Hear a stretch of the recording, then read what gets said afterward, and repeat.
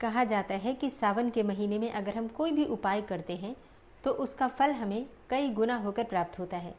कोई भी संकल्प लेकर अगर हम पूजा प्रारंभ कर देते हैं तो हमारी पूजा का फल कई गुना बढ़ जाता है, और जिस भी कामना से हम पूजा प्रारंभ करते हैं हमारी वो कामना भगवान शिव और माता पार्वती की कृपा से निश्चित ही पूर्ण होती है। और हम सभी कई प्रकार की कामनाओं के लिए भगवान शिव की पूजा आराधना करते भी हैं। इसके बावजूद भी किसी की कामना पूर्ण होती है और कई ऐसे भक्त हैं जिनकी कामना पूर्ण नहीं हो पाती है। तो ऐसे में आज एक बहुत ही अचूक उपाय शेयर करने वाली हूँ, जिसे अगर आप करते हैं, इस उपाय को अगर आप श्रद्धा भाव से करते हैं तो विश्वास कीजिए कुछ ही दिनों में आपकी कामना निश्चित ही पूर्ण होगी। और कामना चाहे कोई सी भी हो, चाहे धन प्राप्ति की हो, संतान प्राप्ति की हो, आप बहुत अधिक बीमार रहते हो या घर में लंबी बीमारी से कोई भी व्यक्ति परेशान है। ऐसा भी होता है कि घर में बीमारियां इस प्रकार से आ जाती हैं कि एक व्यक्ति ठीक होता है फिर दूसरा पड़ जाता है। इस प्रकार से बीमारियां क्रमबद्ध तरीके से पूरे परिवार में लगातार लगी रहती हैं। तो इस उपाय को करने से बीमारियों से मुक्ति मिल जाएगी। किसी भी प्रकार की आर्थिक तंगी हो उससे भी मुक्ति मिल जाएगी। चाहे फिर संतान प्राप्ति की कामना हो या फिर सुयोग्य जीवन साथी की कामना हो, किसी भी कामना का संकल्प लेकर अगर आप ये पूजा प्रारंभ करते हैं तो विश्वास कीजिए आपकी कामना पूर्ण होने में भगवान शिव स्वतः ही आपकी मदद करते हैं। तो वीडियो बहुत महत्वपूर्ण है, पूरा ज़रूर देखिएगा। और अगर आपको ये वीडियो अच्छी लगे तो इसे लाइक भी ज़रूर कीजिएगा, क्योंकि आपके लाइक्स, आपके कमेंट्स मेरे लिए बहुत महत्वपूर्ण होते हैं। यही एकमात्र जरिया है जिनसे मुझे पता चलता है कि आपको ये वीडियो अच्छी लगती है और आपके लिए ये वीडियो उपयोगी है। तो अगर वीडियो अच्छी लगे तो लाइक तो ज़रूर ही किया कीजिए। बात करते हैं सबसे पहले कि इस उपाय को कौन कर सकता है और किस प्रकार से आप इस उपाय को कर सकते हैं। तो देखिए, इस उपाय को कोई भी कर सकता है। पुरुष भी कर सकते हैं, स्त्रियां भी कर सकती हैं, लड़कियां भी कर सकती हैं और लड़के भी कर सकते हैं। अब बात करें कि कौन सी कामना से कर सकते हैं, तो जैसा मैंने आपको पहले बताया, किसी भी कामना से आप इस उपाय को कर सकते हैं। आपकी चाहे कोई भी कामना हो, बस इतना ध्यान रखना है जिस कामना से आप ये उपाय कर रहे हैं आप उस कामना को पूर्ण करने के लिए स्वतः प्रयास भी कर रहे हैं। मतलब परिश्रम करना आवश्यक है, प्रयास करना आवश्यक है। क्योंकि अगर हम परिश्रम के साथ, प्रयास के साथ भगवान की पूजा करते हैं, आराधना करते हैं, तो ही भगवान हमारी मदद करते हैं। ठीक है, तो पहला चीज़ आपको अपना परिश्रम, अपना प्रयास जारी रखना है जिस भी कामना को आप पूर्ण करना चाहते हैं। और उसके बाद भगवान की कृपा के लिए, उनके आशीर्वाद के लिए आपको ये उपाय निरंतर करना है, जब तक कि मैं आपको आगे वीडियो में बताने वाली हूँ। कब से प्रारंभ करें ये उपाय? तो देखिए, इस उपाय को आप सोमवार से प्रारंभ कर सकते हैं। सोमवार मतलब सावन का सोमवार है, जैसे कि अभी सावन चल रहा है, या फिर आप चाहें तो जैसे कि सावन का सोमवार बीत जाता है तो किसी भी महीने के शुक्ल पक्ष के सोमवार से आप प्रारंभ कर सकते हैं। ठीक है, तो शुक्ल पक्ष का सोमवार होना आवश्यक है। कोई भी महीना हो चलेगा, कोई दिक्कत नहीं है। अच्छा, अब आपका अगला प्रश्न होता है कि किस समय ये उपाय करें, सुबह या फिर शाम को? तो देखिए, उपाय आप सुबह करें या फिर शाम को करें, बस इतना ध्यान रखें। मतलब दोनों समय में किसी भी समय आप कर सकते हैं। ध्यान बस आपको इतना रखना है, जब आप उपाय करना प्रारंभ करते हैं तो पहले सोमवार को जब आप ये उपाय करेंगे तो जिस समय आप ये उपाय करेंगे, चाहे सुबह या फिर शाम को, उसी समय आपको प्रत्येक सोमवार को ये उपाय करना है। ठीक है, पीरियड्स में, सूतक पातक में आप ये उपाय नहीं कर सकते हैं। और कितने सोमवार तक ये उपाय करना है? तो देखिए, कम से कम 11 सोमवार। ठीक है, 11 सोमवार कम से कम कीजिए। इससे ज़्यादा फिर आपकी अपनी श्रद्धा। बहुत ही आसान उपाय है, तो इतना कुछ लगना नहीं है आपका। तो आप चाहें तो नियमित तौर पर लगातार 6 महीने तक, साल भर तक कर सकते हैं। मतलब जितनी बड़ी कामना होती है हमारी, हमारा प्रयास भी उतना ही बड़ा होना चाहिए और हमारी भक्ति भी उसी प्रकार की होनी चाहिए। तो निश्चल भाव से, बिल्कुल समर्पित भाव से आपको ये उपाय करना है। जिस प्रकार की भी आपकी कामना हो उसके अनुसार आप ये उपाय कर सकते हैं। जैसे कि मान लीजिए आपकी नौकरी की कामना है कि आपको नौकरी जल्दी चाहिए, तो 11 सोमवार आप कीजिए। आपके दूसरे तीसरे सोमवार में ही आपको नौकरी के योग बन जाते हैं।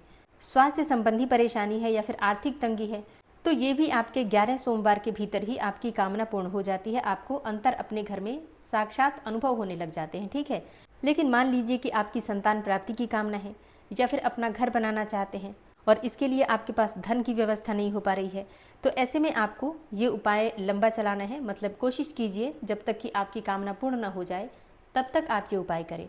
और बहुत ही आसान उपाय है। आनंद का अनुभव आपको दूसरे या तीसरे सोमवार में ही पता चलने लगेगा। घर में बहुत सारी परेशानियों से आपको मुक्ति धीरे धीरे मिलने लग जाती है। देखिए, कामना पूर्ण होती है वो तो बिल्कुल अलग बात है, मतलब वो तो होगी ही, लेकिन इसके अलावा भी आपके घर का जो माहौल है या जो परिस्थिति है आपकी, उसमें बदलाव आपको स्पष्टता दिखाई देने लग जाते हैं। तो आपकी कामना के साथ ही छोटी छोटी जो परेशानियां हैं वो भी समाप्त हो जाती हैं इस उपाय को करने से।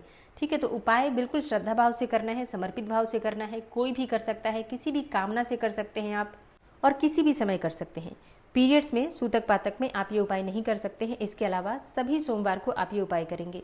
जब आप ये उपाय प्रारंभ करते हैं तो पीरियड्स के अलावा, सूतक पातक के अलावा बाकी के प्रत्येक सोमवार को आप ये उपाय करेंगे। ठीक है, मतलब ऐसे ही कभी भी किसी भी सोमवार को आपको छोड़ना नहीं है। ठीक है, एक बार प्रारंभ करते हैं तो लगातार प्रत्येक सोमवार को आपको ये उपाय करना है। ठीक है, तो उपाय जानने से पहले आपको ये सभी बातें ध्यान रखना है, ये आवश्यक चीजें हैं। अब जानते हैं कि उपाय क्या करना है। देखिए, इस उपाय में आपको एक विशेष प्रकार का शिवलिंग निर्माण करना है, लेकिन वो शिवलिंग का निर्माण आप करेंगे मक्खन से। मक्खन कौन सा होगा? गाय के दूध का मक्खन। अब कई भक्तों के प्रश्न आते हैं कि हमारे आसपास गाय है ही नहीं, गाय का दूध नहीं मिल पाता है। तो देखिए, अब तो ये इतनी बड़ी समस्या नहीं रह गई है। अब तो पैकेट में भी गाय के दूध मिलने लगे हैं, और घर के आसपास कोई गाय है तब तो अत्यंत ही श्रेष्ठ है। तो थोड़ी मेहनत कर लीजिए, क्योंकि हमारी कामना है, भगवान से हमें काम है, तो हमें उसके लिए प्रयास खुद ही करना पड़ता है।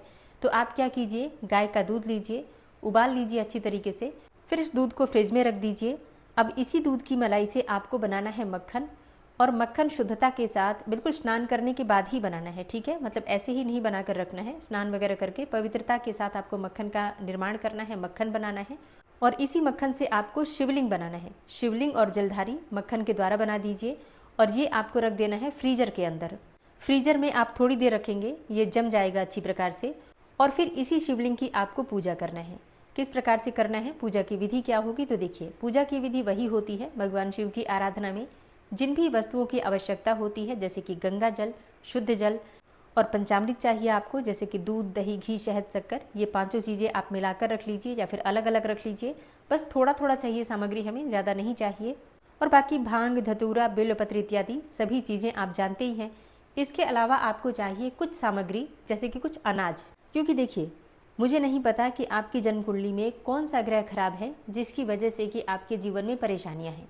इसलिए नवग्रह के जो अनाज होते हैं वो शिवलिंग पर अर्पित करने चाहिए। आप चाहें तो प्रतिदिन पूजा में अर्पित कर सकते हैं। इससे आपकी जन्म कुंडली के ग्रह बैलेंस हो जाते हैं और ग्रहों का जो दुष्प्रभाव होता है वो कम हो जाता है। तो अब आपकी जन्म कुंडली में कौन सा ग्रह परेशानी कर रहा है, जिसकी वजह से आपके जीवन में तंगी है या फिर परेशानी है, कोई भी अभाव है, तो किस वजह से है, तो ये तो देखिए कुंडली देखने के बाद ही पता चलता है। ऐसे में कुछ विशेष प्रकार के अन्न अगर शिवलिंग पर अर्पित करते हैं तो इससे परेशानियां स्वतः ही समाप्त हो जाती हैं।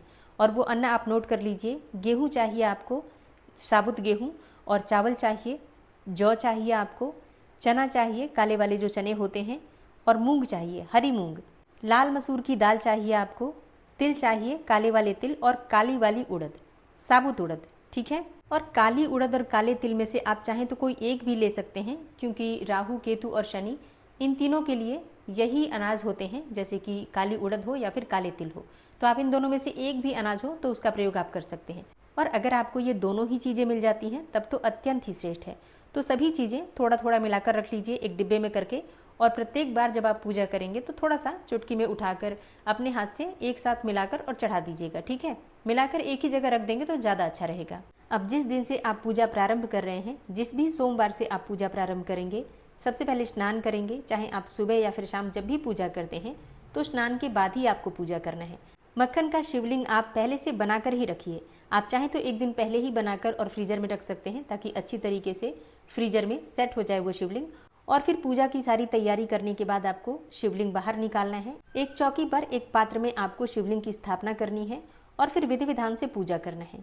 पूजा करने से पहले, पूजा प्रारंभ करने से पहले सबसे पहले शुद्ध घी का एक दीपक प्रज्वलित कर लीजिए। इसे कर्म साक्षी दीपक कहते हैं। अब इसके बाद आपको अपने हाथ में थोड़ा सा अक्षत, थोड़ा सा पुष्प और थोड़ा सा जल, एक बिल्वपत्र और एक सिक्का, अपने दाहिने हाथ में आपको ये चीजें लेनी है और भगवान भोलेनाथ के सामने आपको संकल्प लेना है। सबसे पहले अपना नाम बोलिए, फिर गोत्र बोलिए, फिर जिस स्थान पर आप रह रहे हैं उस स्थान का एड्रेस बोलिए और भगवान शिव के समक्ष आपको संकल्प लेना है कि आप ये पूजा इस प्रकार से, मतलब मक्खन के शिवलिंग की पूजा आज से प्रारंभ कर रहे हैं। जो आपकी कामना हो, अपनी कामना भगवान शिव से कहिए कि इस कामना से इतने सोमवार तक, जैसे कि 11 सोमवार करना चाहते हैं या फिर जब तक आपकी कामना पूर्ण नहीं होगी तब तक आप करना चाहते हैं, इस प्रकार से भी आप संकल्प ले सकते हैं। या 21 सोमवार, 41 सोमवार, जितने भी सोमवार तक आप ये करना चाहते हैं उपाय, तब तक के लिए आपको संकल्प लेना है और भगवान भोलेनाथ से प्रार्थना कीजिए कि आपके ऊपर कृपा करें, आपसे जो भी जाने अनजाने में गलतियां हुई हो उन्हें क्षमा करके आपकी कामना को पूर्ण करें। इस संकल्प के दौरान पूजा पाठ में किसी भी प्रकार की भूल चूक हो जाए तो उसके लिए क्षमा प्रार्थना कर लीजिए और फिर आप भगवान शिव के सामने ये सभी सामग्री जो आपके हाथ में है अर्पित कर दीजिए और अब आपकी पूजा प्रारंभ हो जाती है। ठीक है, तो प्रत्येक सोमवार को आपको संकल्प नहीं लेना है। संकल्प आपने पहले सोमवार को लिया है। संकल्प की जो सामग्री है एक सफेद कपड़े में बांधकर और वहीं पर जहाँ पर आप पूजा कर रहे हैं घर के मंदिर में वहीं पर रख दीजिए। मतलब भगवान भोलेनाथ की कोई फोटो हो, कोई प्रतिमा हो तो वहीं पर आप संकल्प की सामग्री एक सफेद कपड़े में बांध कर रख दीजिए जब तक कि आपकी पूजा पूर्ण नहीं हो जाती है। मतलब जितने सोमवार का आप संकल्प लेते हैं तब तक आपको ये सामग्री वहाँ रखनी है। और जब आपकी पूजा मतलब जितना भी सोमवार आपका कंप्लीट हो जाता है, जब आपका ये संकल्प का जो सोमवार है वो पूरा हो जाएगा, फिर आप इस सामग्री को विसर्जित कर देंगे। ठीक है, और तब तक आपको ये सामग्री अपने घर के मंदिर पर उसी प्रकार से रखना है जिस प्रकार से बाकी सभी चीजें हैं। आपको बिल्कुल भी ये सामग्री हटानी नहीं है और ना ही आपको खोलकर देखना है इसे। ठीक है, चलिए अब पूजा प्रारंभ कीजिए। सबसे पहले अपने हाथ में पुष्प लेकर भगवान शिव का ध्यान कीजिए, माता पार्वती का ध्यान कीजिए और भगवान गणपति का ध्यान कीजिए। मंत्र बोलिए, ओम गणगणपतये नमः, ओम महागौर्यै नमः, ओम नमः शिवाय। इस प्रकार से मंत्र बोलकर और आपके हाथ में जो पुष्प है शिवलिंग पर अर्पित कर दीजिए। अब आपको जल से भगवान शिव का अभिषेक करना है, फिर पंचामृत से करना है, फिर जल से अभिषेक करना है और फिर आपको वस्त्र अर्पित करना है। आपको कलावा या फिर सफेद वस्त्र जो भी आपके पास उपलब्ध है शिवलिंग पर अर्पित करना है। इसके बाद भगवान शिव का तिलक करना है, तो इसके लिए आपको चाहिए भस्म, सफेद चंदन और इसके अलावा अबीर हो आपके पास तो अबीर चढ़ा सकते हैं, अष्टगंध चढ़ा सकते हैं। कोई भी चीज जिससे भगवान शिव का तिलक आप करते हैं नियमित तौर पर आप उसी से तिलक कर सकते हैं। ठीक है, फिर थोड़ा सा इत्र अर्पित कीजिए। अब इसके बाद आपको पुष्प अर्पित करना है और बिल्वपत्र, भांग, धतूरा जो भी वस्तुएं आपके पास उपलब्ध हैं सभी चीजें शिवलिंग पर एक एक करके अर्पित कीजिए। और फिर जो अनाज है आपके पास, जो अन्न है आपके पास, जो मिलाकर आपने रखा है उसमें से भी आपको थोड़ा सा शिवलिंग पर अर्पित करना है। अच्छा, ये अन्न अर्पित करते समय आपको एक चीज का ध्यान रखना है, सभी अन्न आपकी चुटकी में आ जाए इस प्रकार से आपको अन्न अर्पित करना है।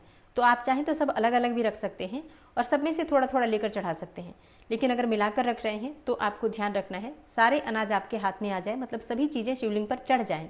ठीक है, इसके बाद भगवान भोलेनाथ को धूप दीप अर्पित कीजिए और अब आपको अपने हाथ में थोड़ा सा सफेद पुष्प लेना है। सफेद पुष्प आप आंकड़े का भी ले सकते हैं, मोगरे का भी ले सकते हैं, जो भी आपके पास उपलब्ध हो। इतना पुष्प रखिए कि आपके दोनों हाथों में मतलब पुष्प आ जाए, पुष्पांजलि जिसे कहते हैं। तो हो सके तो आपकी अंजलि पूरी भर जाए, इतना आपके पास पुष्प हो तो ज्यादा अच्छा है। थोड़े से हो तो भी चलेगा, एक दो हो तो भी चलेगा, लेकिन अगर व्यवस्था आप कर पाते हैं इस प्रकार से तो अत्यंत ही श्रेष्ठ होगा। हाथ में पुष्प लेकर आपको भगवान शिव का ध्यान करते हुए मंत्र जप करना है। नमः शिवाय, नमः शिवाय, नमः शिवाय पंचाक्षरी मंत्र आप जप सकते हैं या फिर आप चाहें तो महामृत्युंजय मंत्र भी जप सकते हैं। और अगर आपसे बन पड़े, मतलब अगर आपको याद हो, तो रुद्राष्टकम का पाठ करना सबसे श्रेष्ठ होगा। नमामि शमीशान अगर आपको पूरा याद हो तो हाथ में पुष्प लिए हुए आपको इसका पाठ करना है, या फिर जो भी आप मंत्र जप करते हैं उस मंत्र को 5-7 मिनट तक जप लीजिए और फिर आपके हाथ में जो पुष्प है शिवलिंग पर अर्पित कर दीजिए और भगवान भोलेनाथ से प्रार्थना कीजिए कि आपकी पूजा में किसी भी प्रकार की भूल चूक हुई हो तो उसके लिए क्षमा करें, आपकी पूजा, आपकी प्रार्थना स्वीकार करें। और अगर आपकी कामना शुभ हो और आपके लिए हितकर हो तो भगवान भोलेनाथ उसे पूर्ण करें। इसके बाद कपूर से भगवान शिव की आरती कर लीजिए।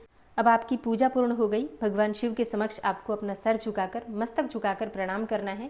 अगर आप पुरुष हैं तो साष्टांग दंडवत कीजिए उनके सामने, और महिला हैं तो सर झुकाकर घुटने टेक कर आप प्रणाम कर सकते हैं। महिलाओं को साष्टांग दंडवत नहीं करना चाहिए। इसी प्रकार से आपको प्रत्येक सोमवार को पूजा करना है। अब जैसे कुछ भक्तों के प्रश्न आ सकते हैं कि क्या मक्खन से हमें पूरा शिव परिवार बनाना है? नहीं, सिर्फ आपको जलधारी के साथ शिवलिंग बनाना है। जलधारी के साथ जो शिवलिंग होता है उसी में पूरा शिव परिवार समाहित होता है और इसी शिवलिंग की पूजा से हमें पूरे शिव परिवार की पूजा का पूर्ण फल प्राप्त होता है। ठीक है, तो आप इस प्रकार से पूजा कर सकते हैं प्रत्येक सोमवार को। और अब बात करें कि इस शिवलिंग का विसर्जन किस प्रकार से करना है और कब करना है, तो देखिए, आप शिवलिंग की पूजा करने के बाद 2-3 घंटे के बाद ही शिवलिंग का विसर्जन कर सकते हैं। मक्खन है, पिघल जाएगा, आप कहीं पर भी जहाँ पर किसी का पैर न लगता हो ऐसे स्थान पर डाल सकते हैं। एक और चीज, बहुत से भक्त होंगे जो कहेंगे गाय को खिला दे, नहीं, बिल्कुल भी नहीं। आप अपने घर के किसी पौधे में डाल दीजिए, मिट्टी में डाल दीजिए, कोई नुकसान नहीं होगा पौधे का, क्योंकि मक्खन से छोटा सा ही शिवलिंग बनाना है, बहुत बड़ा तो बनाना नहीं है, तो कोई नुकसान नहीं होगा। किसी भी पौधे में आप डाल सकते हैं या कोई भी ऐसा स्थान जहाँ पर कि किसी का पैर न लगता हो, ऐसे स्थान पर आप थोड़ी सी मिट्टी खोदकर और उसके नीचे आप दबा सकते हैं, विसर्जित कर सकते हैं। घर के आसपास कोई बहता जल हो तो जल प्रवाह कर सकते हैं। ठीक है, तो आने वाले किसी भी सोमवार से आप ये उपाय प्रारंभ कर लीजिए। आपको लाभ निश्चित ही होगा, इसमें कोई संशय नहीं है, क्योंकि ये उपाय आजमाया हुआ है। ऐसा नहीं है कि आप पहली बार कर रहे हैं, बहुत से लोगों को लाभ हुआ है, तब मैं आपको ये उपाय शेयर कर रही हूँ। अच्छा, जितने सोमवार का आप संकल्प लेते हैं उसके बाद जो अंतिम सोमवार होगा, तो अंतिम सोमवार को भगवान शिव की विशेष रूप से पूजा आराधना कीजिए। भोग में आपको प्रत्येक सोमवार को कुछ मीठा अर्पित करना है भगवान को, या कोई फल अर्पित करना है। लेकिन जो अंतिम सोमवार होगा उस दिन आप विशेष रूप से भगवान शिव को खीर अर्पित कीजिए। दूध और चावल से या फिर दूध और मखाने से खीर बनाकर भगवान शिव को अर्पित कीजिए। अच्छा, खीर आप प्रत्येक सोमवार को भी अर्पित कर सकते हैं, ठीक है, लेकिन अंतिम सोमवार को तो जरूर अर्पित करना है। और भगवान भोलेनाथ को खीर चढ़ाकर, प्रसाद चढ़ाकर स्वयं भी परिवार सहित इसे ग्रहण कीजिए। अच्छा, एक और प्रश्न आप लोगों का आ सकता है कि क्या हमें व्रत धारण करना है प्रत्येक सोमवार को? नहीं, व्रत नहीं धारण करना है, आपको सिर्फ पूजा करना है। लेकिन सोमवार के दिन आपको शुद्ध और सात्विक भोजन लेना है। भोजन में किसी भी प्रकार से आपको लहसुन प्याज का सेवन नहीं करना है अगर आप ये उपाय कर रहे हैं तो सोमवार के दिन। एक और चीज़, अगर आप नॉनवेज खाते हैं तो आपको ये उपाय नहीं करना चाहिए, क्योंकि फिर आपको लाभ नहीं होगा। तो आपको सबसे पहले नॉनवेज का त्याग करना है, उसके बाद आप ये उपाय कीजिए तो निश्चित ही आपको लाभ होगा, ठीक है। तो नॉनवेज नहीं खाना है, आप ये उपाय कर सकते हैं, कभी भी कर सकते हैं, आपको लाभ होगा, इसमें कोई संशय नहीं है। आपको जब भी फायदा हो इस उपाय से, जो भी फायदा हो, आप लोग कमेंट बॉक्स में जरूर लिखिएगा, ठीक है। इससे दूसरे भक्तों का भी विश्वास बढ़ता है। दुख से बाहर निकलने का कोई रास्ता अगर आप किसी के लिए भी दिखाते हैं तो इससे आपको भी बहुत फायदा होता है। तो अपना अनुभव कमेंट बॉक्स में जरूर शेयर कीजिएगा। और इस वीडियो से संबंधित अगर आपका कोई और भी प्रश्न हो तो आप कमेंट बॉक्स में पूछ सकते हैं। वैसे तो वीडियो लंबी हो गई है और बहुत सारे प्रश्नों के, लगभग सभी प्रश्नों के उत्तर मैंने आपको पहले ही दे दिए हैं, ताकि आप लोगों को परेशानी ना हो इस उपाय को करने में। तो उम्मीद करती हूँ ये वीडियो आपके लिए उपयोगी होगी। वीडियो अच्छी लगी हो तो लाइक ज़रूर कीजिएगा और जितना हो सके वीडियो को शेयर कीजिएगा। मतलब जितने लोगों तक आप ये वीडियो पहुंचा पाते हैं, जिनका भी भला आप कर पाते हैं, अपने द्वारा ज़रूर कीजिएगा। चैनल पर पहली बार आए हैं, अगर अभी तक आपने चैनल को सब्सक्राइब नहीं किया है तो आज की वीडियो अगर आपको अच्छी लगे तो चैनल को ज़रूर सब्सक्राइब कीजिए और बेल बटन को ज़रूर प्रेस कर लीजिए। इससे ये होगा कि इस चैनल पर जो नई वीडियो अपलोड होंगी उनकी नोटिफिकेशन आपको सही समय पर प्राप्त होगी। मिलती हूँ मैं आपसे अगली वीडियो में, तब तक के लिए जय श्री राधे।